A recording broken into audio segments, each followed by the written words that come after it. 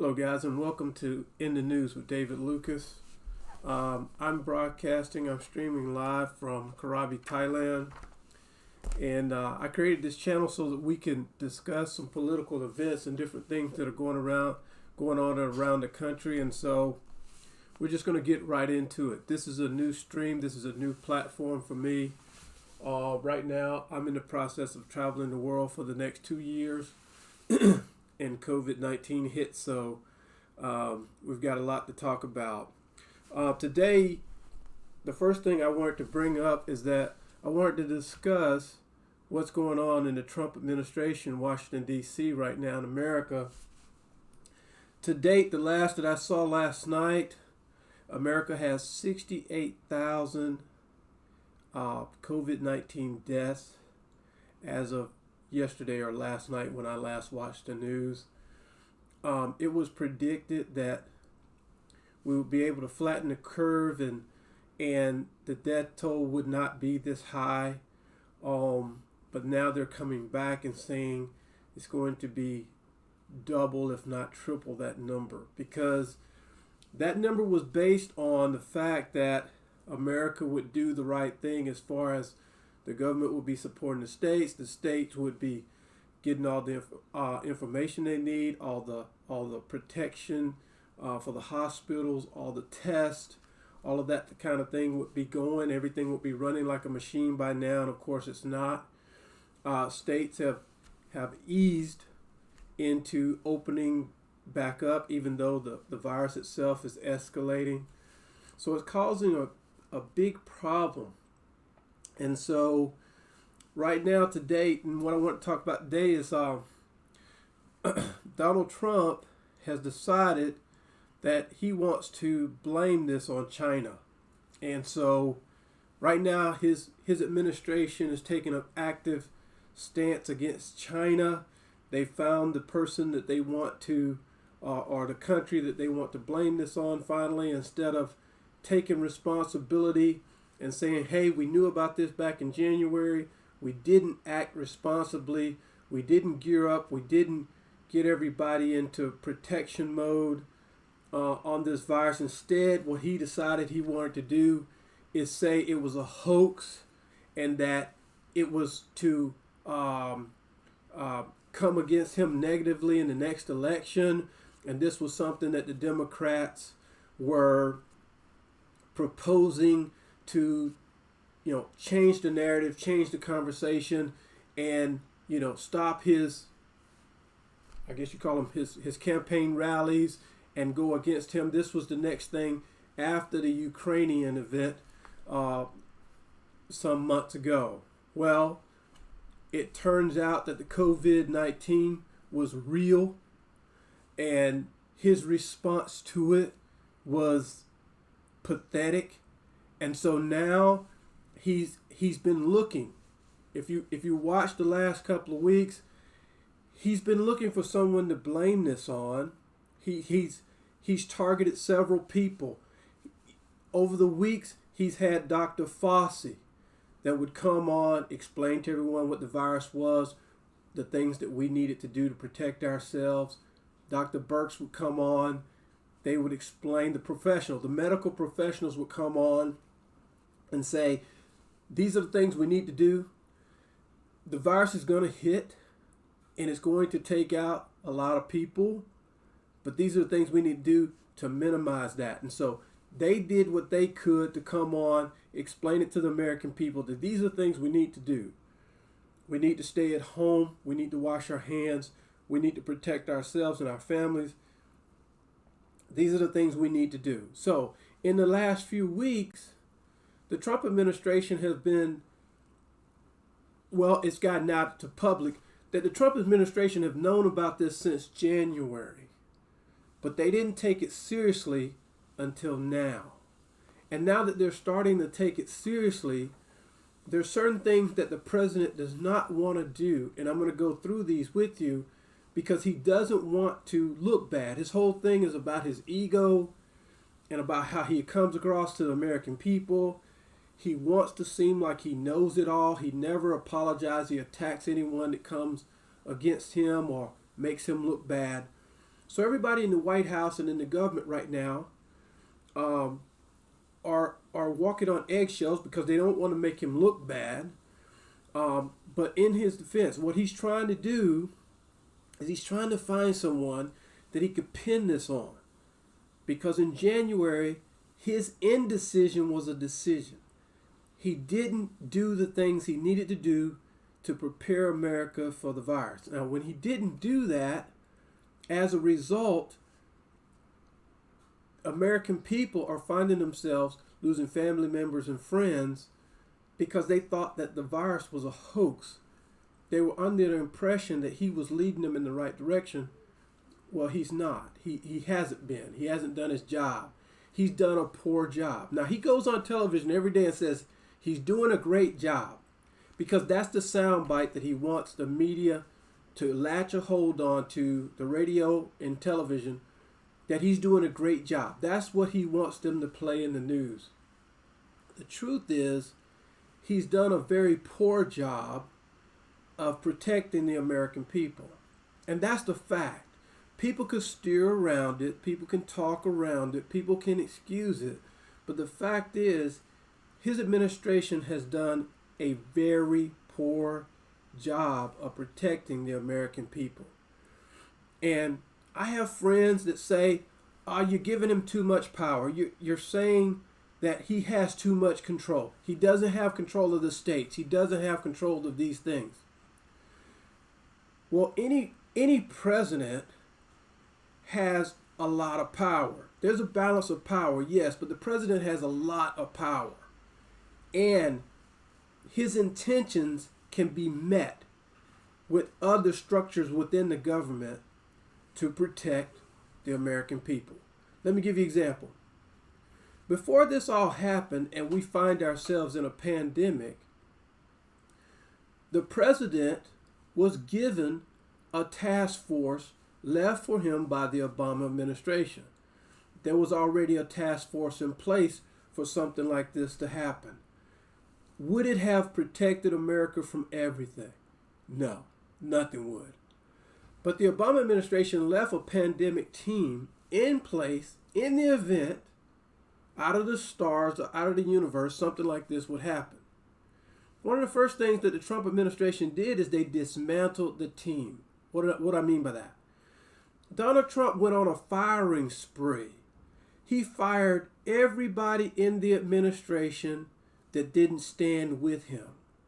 And we saw that over the weeks and months. When he first became president, he started dismantling different positions in the government that were critical. And this was one of the ones that was critical. And now we find ourselves in need of a task force or a team that's already prepared for something like this, or could be readily available for something like this. Okay, so now let's go through it. He blamed last week or week before last, he started blaming Dr. Fauci, one of the premier research people that he's been bringing on TV. He started blaming him because what he was saying was in contradiction to what Donald Trump was saying. Donald Trump wanted to open the country up to, in his mind, save the economy. Okay? He's been spending money more than any other president in American history, but now he wants to fix the economy. The economy is shot, and with this virus, no one can work. There's nothing he can do to fix the economy. So that's out. But he wants to open up the states, open people back, open businesses back up. And what that does is that's just creating what I call a petri dish for this virus to just go rampant, to just go everywhere. Why? Because this virus is different from any other virus that we've seen in past history. This virus, I can't say that it's airborne, but people are saying that if an infected person can breathe on you, you can get this virus. Okay? So basically, in my mind, that says that it's airborne. or it remains in the air for a certain amount of time, and you can get this virus. Now, the way the virus turns out, the way the virus works, you don't have to be, you might not necessarily get sick symptomatically from the virus, but you could have it. You could be positive for it, not know it, and you could spread it to other people. That's the way this works. So it spreads so fast, and that's what we're seeing all around the world. Right now I'm in Asia, but right now we're seeing that this virus spreads all the way around the world, and what I'm seeing is that America is 3 or 4 months behind everybody else in the world fighting this virus. When it first hit America, Donald Trump was saying, oh, we only have maybe 1 or less than 15 people, cases affected by this. But America has 350 million people. We don't have enough hospitals that could take care of 350 million people if they would all get sick at the same time. We couldn't take care of 10% of that if they would all get sick at one time. So that produced a lot of problems. We don't have respirators. We don't have enough masks. We don't have enough tests. And China before came and said, hey, we're going to give you guys our tests, duplicate it, get it out to your people. Donald Trump said, no, I don't want anything from China. We'll create our own tests. Fair enough. But you don't create a test like that in a day. It took months to come up with a test and these types of things. So the states were needing things for their hospitals, and they started going out trying to buy stuff for their hospitals. But this president decided he wanted to buy the materials and stockpile them instead of sending them out to the states. And he told his administration, only send it out to the states we like, or the governors that respond the way we want them to respond. This is the way this person leads the country. That's what we're dealing with. So now, he attacked Dr. Fauci for as far as that goes. And now Dr. Fauci was supposed to come and testify publicly and tell everyone what he thought the next steps should be. Donald Trump has just recently this week blocked that. He doesn't want Dr. Birx or Dr. Fauci to speak to the American people without his auspices. He wants to be able to control what they can say to the American people. Right or wrong, that's his choice. He can make that decision. You be the judge of that. Then, on top of that, he attacked the WHO, which is the World Health Organization. Been set in place for a long time. All they do is research on health around the world. Anything that comes up, whether it's Ebola, flu, dengue fever, malaria, any kind of thing that comes up, these guys are involved. They're professionals from around the world. This is what they do. Donald Trump attacked them a few weeks ago and said, we're not going to give them funding because we feel they're holding out some information that we wanted. They're not doing everything that Donald Trump wants them to do. So he says, we're not going to give the WHO any more funding. So for some reason, this president believes that that's a strong stand to take. I don't agree with it, but there you go. That's the way this man leads. Okay? We get information from around the world, hoping that they will cooperate with us, and we will cooperate with them. This president, for some reason, doesn't want to do that. He doesn't want to cooperate with anyone. He thinks he knows everything. So there you go. That's the way this man leads. So next, after he attacked Dr. Fauci, attacked WHO, he also there was something that came out where, oh, this week, one of his folks in his administration went online speaking in Mandarin Chinese. And it was seen all over the world on the news. We saw it here. The White House is basically now blaming the crisis on China. And I have a couple of points about that. But he's blaming the COVID-19 crisis on China. And basically, in my opinion, he's blame shifting. There are people like that in this world. They rarely take responsibility for anything. He's blame shifting, which is what he does when something doesn't work out the way he wants it. He finds someone to shift the blame over to and change the narrative. Now, this man is a professional entertainer on TV. He knows how TV works. He knows what to say to make himself look good. So, when things doesn't work out the way he plans, blame shifting is one of his go-tos. So, he blames China and he attacks China, and now he's trying to start some kind of war with China. Okay? He was doing this before. This has been seen before in the last 3 years, and I'm going to point it out right here. Then I'm going to go back to China. He did this with North Korea. When things were getting heated in a debate, when all of his colleagues were getting arrested for some illegal things that they had done. You might remember these names. Cohen, Manafort, all these guys, Roger Stone, they all got arrested. You might remember that during the Russia investigation. Okay?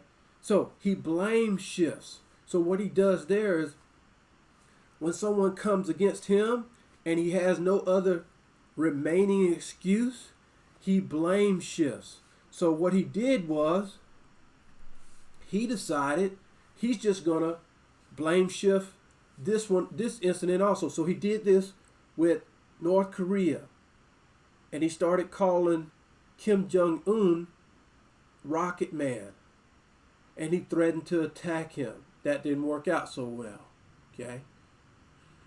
Because the other nations wouldn't get behind Donald Trump on attacking Kim Jong-un and the North Korean people. So that didn't work. He started to escalate some turmoil with Venezuela.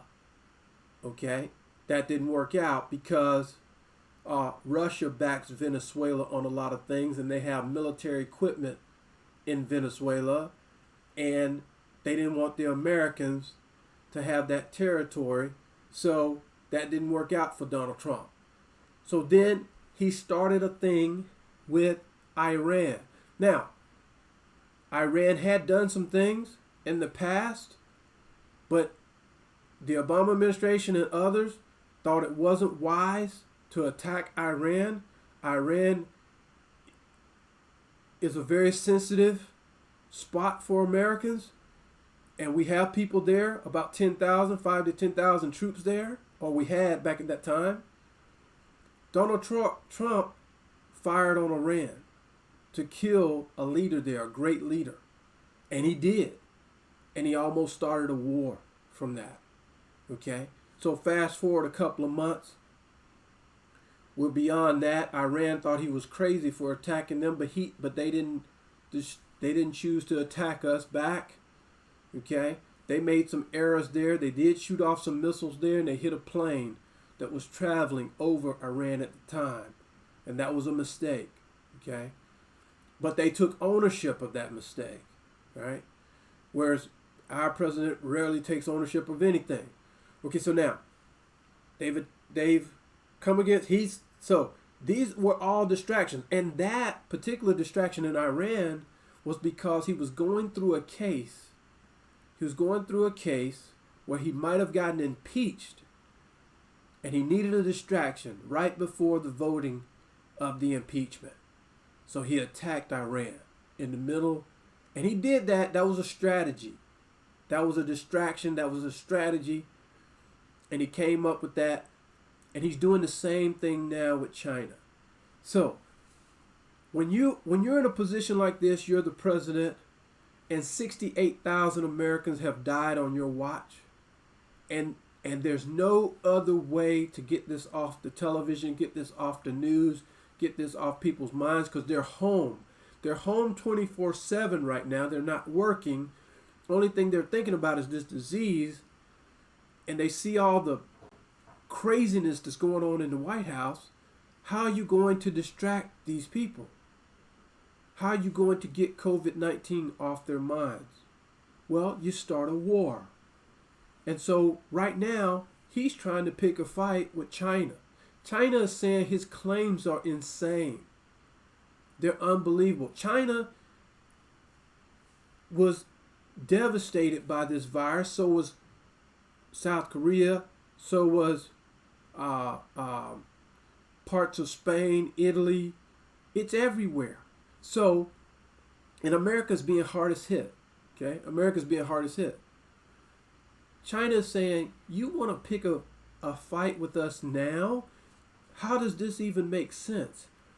None of this makes sense. None of this, but it makes sense to Donald Trump because he wants the conversation to change. He needs his people, he needs the American people to start thinking about something else. Okay? So, let's back up a bit. That was yesterday. To make matters worse, in America, recently, Donald Trump started tweeting to the states that people should get out and protest this stay-at-home thing. He wanted to get people back to work. He wanted to open the states back up. So he started instigating that people should get out and protest and stir up trouble in these states like Michigan, Ohio, Florida, just different places around the country. People started, these right-wing groups started listening to that and decided, hey, this is a great opportunity for us to go out and protest. Bad idea. Why?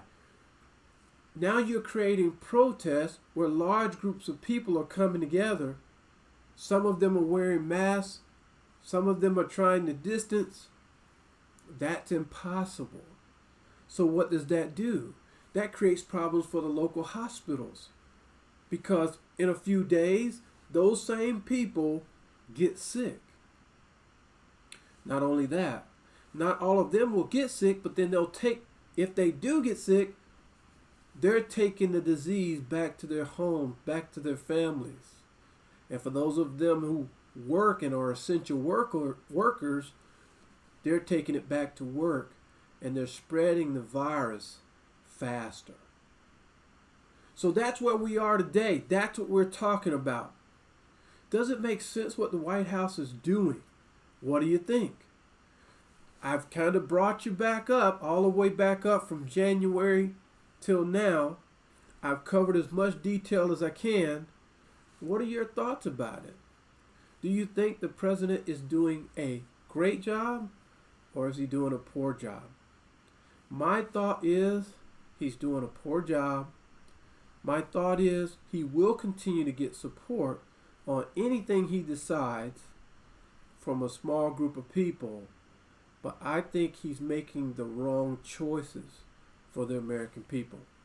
Now, this is David Lucas, and this is In the News. And we're going to continue to have these conversations.